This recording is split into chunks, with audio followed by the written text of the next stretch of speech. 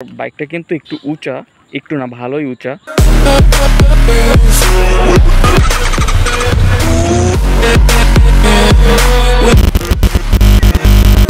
আসসালামু আলাইকুম সবাইকে, কেমন আছেন সবাই?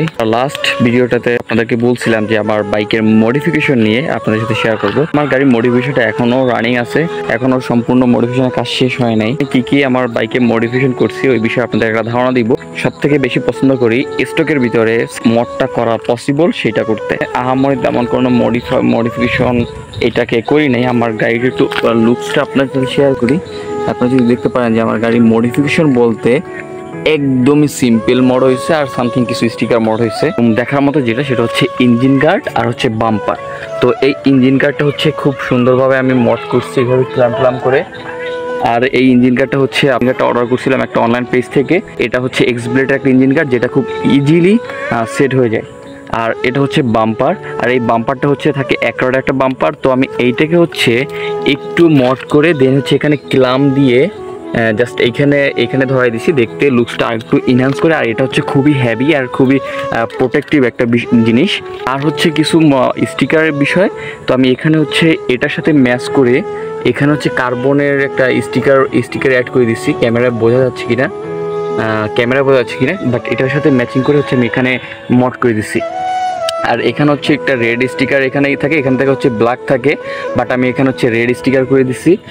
আর লুকিং গ্লাস খুলে ফেলছিলাম, তো লুকিং গ্লাস খোলার পরে আমি এখানে হচ্ছে বারিন মিরর লাগাইছিলাম, পরে এখন খুলে রাখছি বাট আবার লাগাবো। আর এখানে লুকিং গ্লাস ক্যাপ লাগাই নিছি।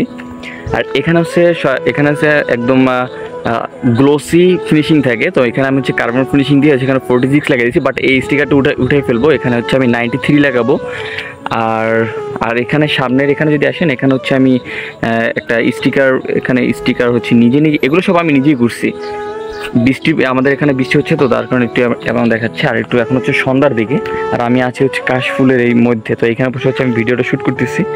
আর এইখানে হচ্ছে আমি সাসপেনশনে এখানে আমি জাস্ট সাসপেনশন ফর্ক একটা স্টিকার ইউজ করছি। আর এই তো, আর এইভাবে সেম। আর এখানে হচ্ছে আমি আমার রেড স্টিকার দিয়ে হচ্ছে এখানে একটা স্ট্রিপ করে দিচ্ছি। এখানে ব্ল্যাক থাকে, ফুল ব্ল্যাক থাকে।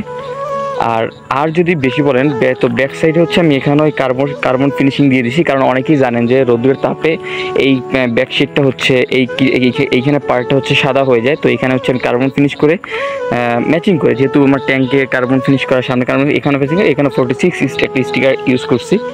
আর সব থেকে মেজর যে মডিফিকেশন যেটা বলতে পারেন সেটা হচ্ছে আমার সাসপেনশন। আমার বাইকটা কিন্তু একটু উঁচা, একটু না ভালোই উঁচা, একদম মোটামুটি প্রপারলি ভালো উঁচা করছি। আর এটা সাসপেনশনটা মড করে হচ্ছে সাসপেনশন একটু আমি যা কেটে ঝালাই করে একটু উঁচা করছি। তো এটা হচ্ছে মোটামুটি আমার আপাতত মডিফিকেশন। তো এরপরের যে মডিফিকেশন আসবে ওগুলো হচ্ছে আপনারা আমার চ্যানেলের সাথে কানেক্ট থাকলেই জানতে পারবেন। আর এই মডিফিকেশনগুলো করতে একদম আমার তেমন আহামরি কোনো টাকা খরচ হয় নাই, একদম তেলের ভিতরে খরচ হয়েছে। আমি যখন এইটাকে মড করছি, এইটা মড করতে আমার লাগছে টোটাল কস্ট পড়ছে হচ্ছে 1100 টাকা। আর বাম্পারটা আমি কিনছিলাম হচ্ছে 450 টাকায়। তো আমার কাটা ছিঁড়া, এরপর হচ্ছে এখানে প্লেট করা, এরপরে স্প্রে করা, টোটাল মিলিয়ে হচ্ছে আমার 1100 টাকা গেছে। আর ইঞ্জিন গার্ডটার দাম আপনাদেরকে জানাই দিই, এখন কত টাকা জানি না, বাট আমার ইঞ্জিন গার্ডটা আমি যখন কিনছিলাম তো 2800 টাকা দিয়ে কিনছিলাম। এখন কত ওইটা আমি জানি না। ওই পেজটা আমি হচ্ছে আপনাদেরকে রিকমেন্ড করতেছি না, কারণ আপনারা একটু খুঁজে কিনে নিন, কারণ আমি যেটা দিয়ে যে পেজটা দিয়ে কিনছিলাম ওইটা একটু ঝামেলা হয়েছিল। আর এখানে আমার নাম্বার প্লেটের জন্য আমি একটা কেস ইউজ করছি যেটা দেখতে আর একটু সুন্দর লাগে। বাট আই হোপ আমি এখানে কিছু মডিফিকেশন করতে পারি, এখানে হচ্ছে এইটুকু রাখে আমার এই এক্সট্রাকশনটা কেটে ফেলতে পারি। তো এখন পর্যন্ত শিওর না, তো আমি এটা আমার চ্যানেলের সাথে লেগে থাকলে হয়তো আপনারা জানতে পারবেন। তো এই ছিল আমার বাইকের টুকটাক একটা মডিফিকেশনের বিষয়। তো আই হোপ আপনাদের কাছে আমার মডিফিকেশনগুলো খুব ভালো লাগছে। আমি ট্রাই করছি স্টকের মধ্যে থেকে আমার বাইকটাকে একটু ইউনিক করার ট্রাই করতে, যদিও আমারই কোনো ইউনিক হয় না, এই মডিফিকেশন ম্যাক্সিমাম করে থাকে, বাট সামনে আরও ঝলক আসতেছে।